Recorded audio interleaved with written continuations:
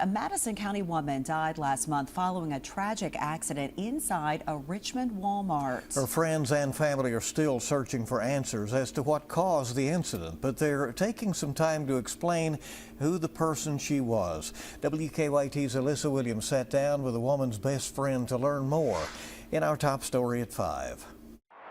She was so nice and kind and the same every time that you seen her. And she was good to everyone, no matter where they came from or who they were.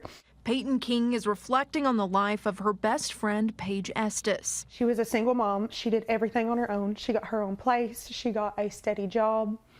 She was just a really good person. King says her and Estes were lifelong friends and even became neighbors. But on July 15th, King received a call no friend ever wants to receive. The day of the accident, Paige went to Walmart, went in the cooking aisle to get some food, and she had a collapse where she fell to the ground and she hit her head.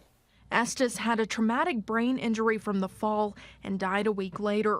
Her family and friends still don't know what caused her to pass out while she was at Walmart. They say that they don't see this kind of fall in a healthy 33-year-old. This is the kind of fall you see on someone that's 80 years old. Through this tragedy, King is trying to help Estes' family navigate this trying time. The GoFundMe page is just to try and help take some of the burden off them. There's funeral expenses, there's daycare expenses, there is all these things that this family is picking up Paige's entire life and trying to keep it together. All while helping Estes' family and her children focus on the legacy she leaves behind. We want her to be remembered as someone that fought through everything, and if there was something that she could have fought through to do, then she would have done it. In Madison County, Alyssa Williams, WKYT.